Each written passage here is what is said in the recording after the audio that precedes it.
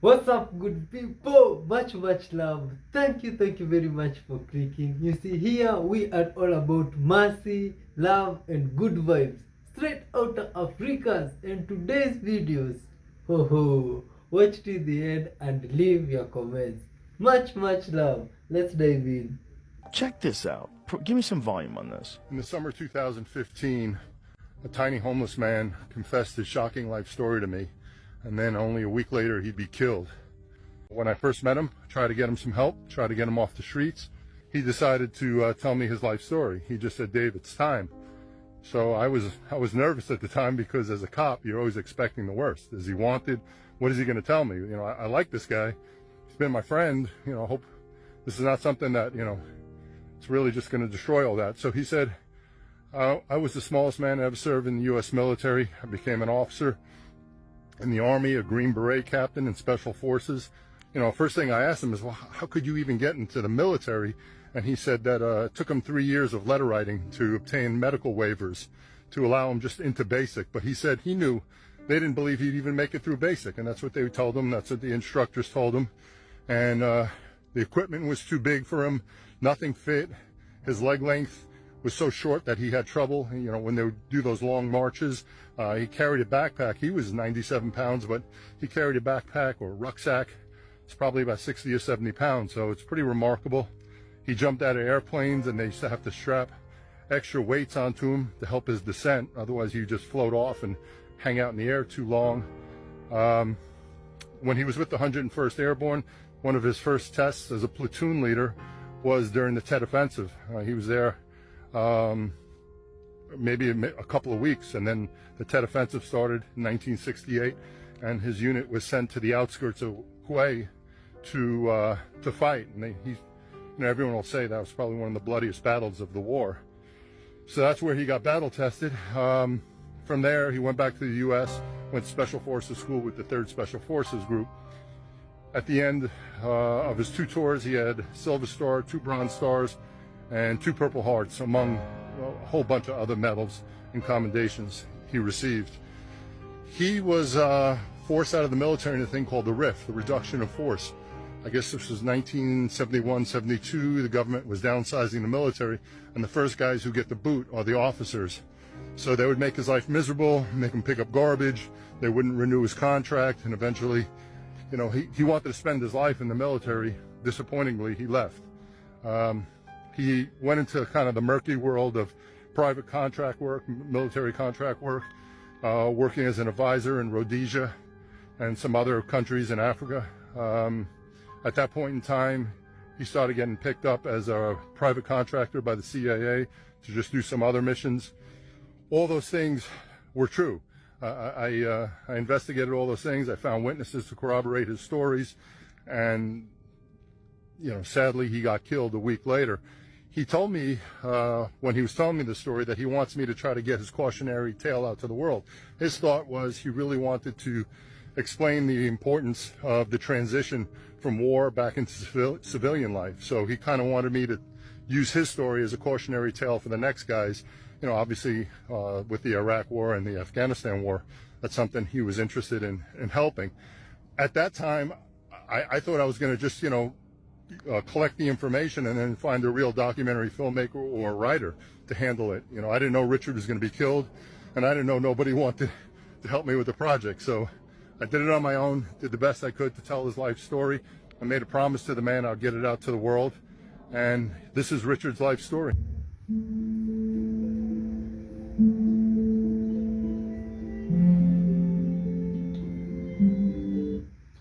The story of this man is very sad, and at the same time teaching us a lot of things. You see, he didn't mind the limits he had. He went for his goals and even reached joining the army. That is very great, man. You see, here we are all about spreading love and mercy and positive vibes. You see, we might be small in numbers, subscribers and that, but if every one of us does that, what we are spreading here, love, mercy, you see, we can be able to make a very big impact. This story of this guy is very touching, and I like to hear your thoughts about it. So, let it reach out there, spam the like button, and this is so amazing. What do you think about that, guy? Man, it's not good. This war, we should avoid it at all costs. Yeah, that Simba Point rock right there. Share love out there. There should be And no as we're war. coming down the canyon, No, what is this? just a little bit off into the distance, we just spotted this ruin. That's right up on that cliff face. I don't know if you're going to be able to see it quite yet. There it is. There's the door. That looks pretty intact. It's got a roof, it's got a door, it's got everything. So we're gonna go check that out right now. We'll get a little bit closer and I'll show you guys. Let me get a view from right here real quick.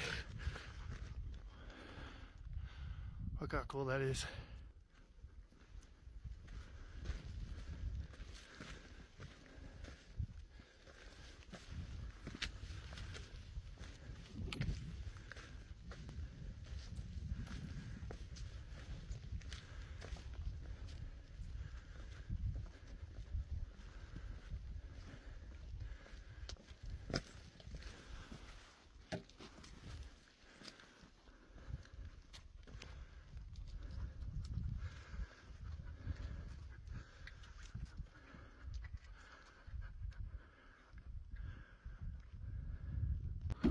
Every window edge. Right.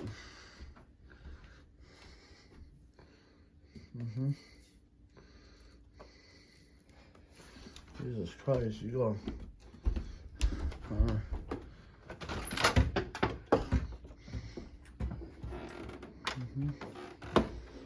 Yeah.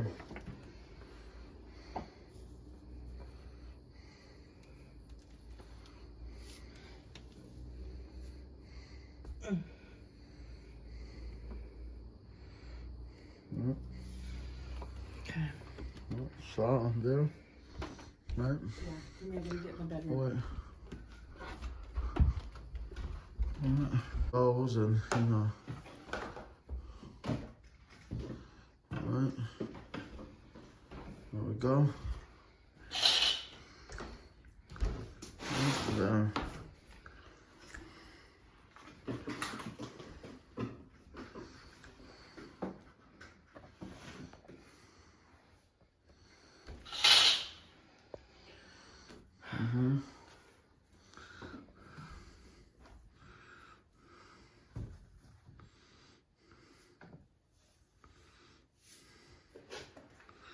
Alright, there's salt in all the things, and Hopefully that helps. hopefully that helps, right?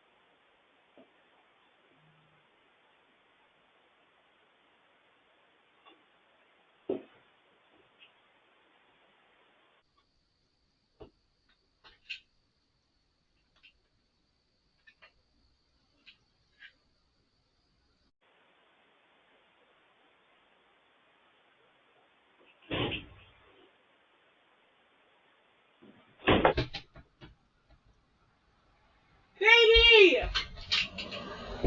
Katie, what the fuck? Katie! Come on, why did you lock me out here? Katie! Baby, wake up! Wake up, baby! Baby, hurry up and wake up! Baby! Baby, the door just fucking, I don't even know how I got out here. The door just fucking slammed and shut on me. What the fuck? How did I even fucking get out here? I don't know. I was asleep. Oh my god, what the fuck, baby? That scared me. Oh my god.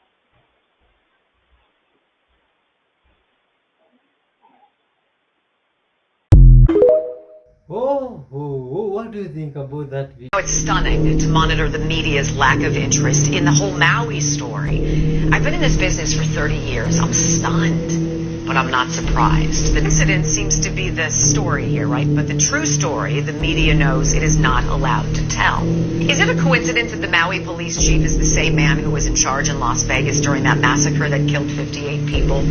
Is it a coincidence that the Maui property, owned by million and billionaires, it wasn't touched by the flames while homes of the locals all burned? What she fails to also mention is how the media hasn't even once interviewed a grieving parent. Not a single parent looking for their children. Not a single interview with a child. Not a single interview with the schools. Was it a coincidence that the largest system of outdoor emergency sirens in the world never made a sound as the fire devoured Lahaina? Was it a coincidence that at the same time, very same time, all the water was turned off?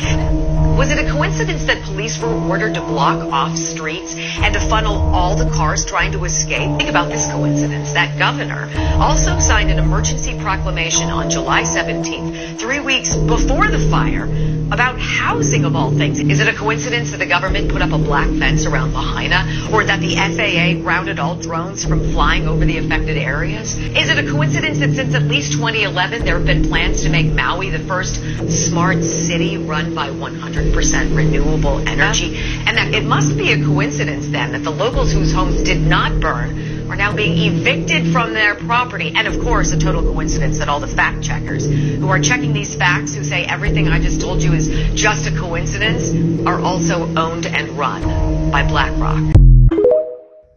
Oh, that is a very sad coincidence. So we found it. I do believe this is the tree.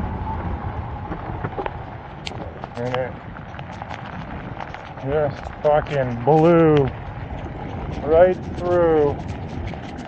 God damn. That hit so fucking hard. Yo, that tree is big, man. Why don't I dream? If you don't dream, that's fine. You plunge deep into the mental plane, while dreams are closer to the astral plane. You immerse. You close your eyes and then you open your eyes. It happens. Time goes fast. This is good. This is how you recover. It means the soul is doing its work while you are waiting. Not you, your body.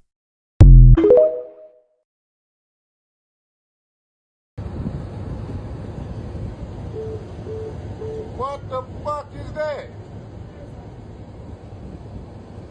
What the fuck is that?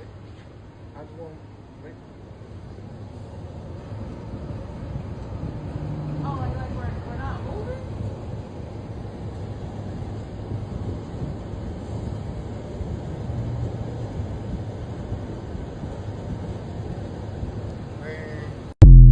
What's that? Hey. Guys, we're walking along the beach and we find this. It is literally a different piece of rock behind this other rock. Moves in there. Goes from there all the way up, right into here, all the way down to the ground again. What if this is a freaking government secret door, or there's aliens behind it? I don't know, you tell me. Bye. I'd like to know what's behind that stone. What happened to the ground when two frogs fights? Oh, okay. Yo, this is the fight between frogs. Oh my god. Oh, I didn't imagine I could ever see this in my life. Oh my god. 200-foot snake. Seriously, watch one. How big? There's no arguing. This is real. Oh my god. Let's see what type of snake. 200-foot snake. Is it even a snake? I doubt that is real. Oh my. Oh she. Anaconda. This is now another. Is this anaconda or? Oh my god. This is very scary. This is what might have been in the Garden of Eden. What do you think? Ooh. What? Hey, I'm even scared. You see, but we should have these things.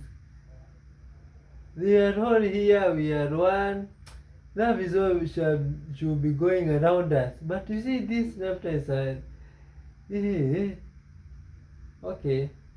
For those that keep pets, this one is very good. You can tell us how it feels like.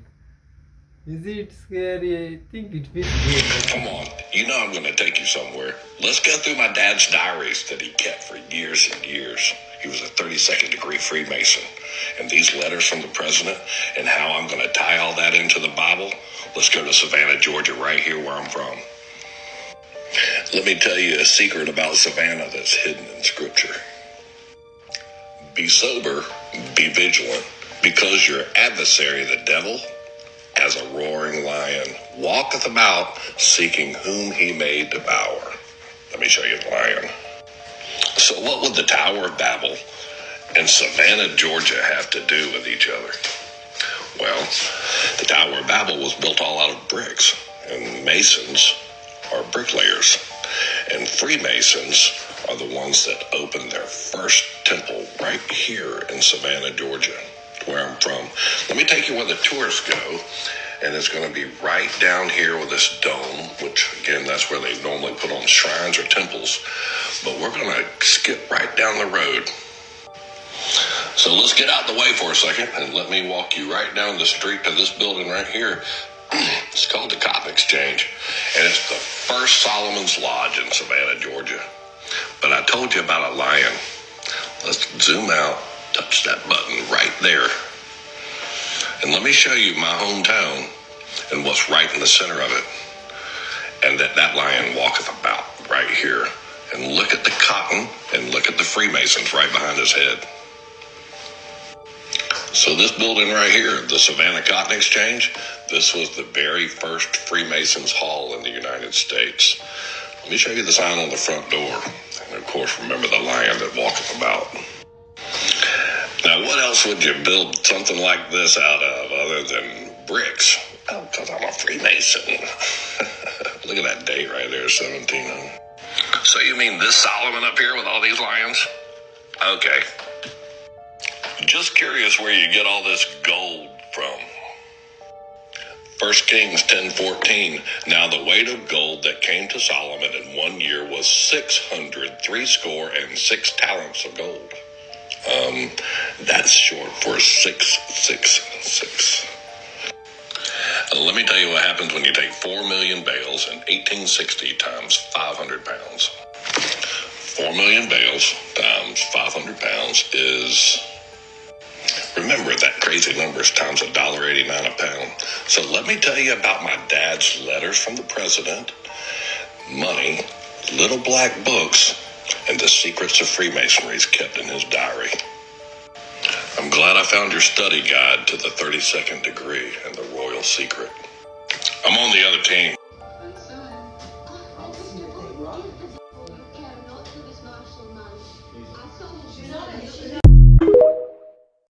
No man, now that is scary. That is a lot of what do we call that? That is a lot of entertainment, because this video are for entertainment purposes. And I'd like to hear your thoughts on it, man. But you see, there is somewhere written, I don't know, in the Revelation, in the end times, there shall be a lot of knowledge, that people shall get knowledge and shall seek it.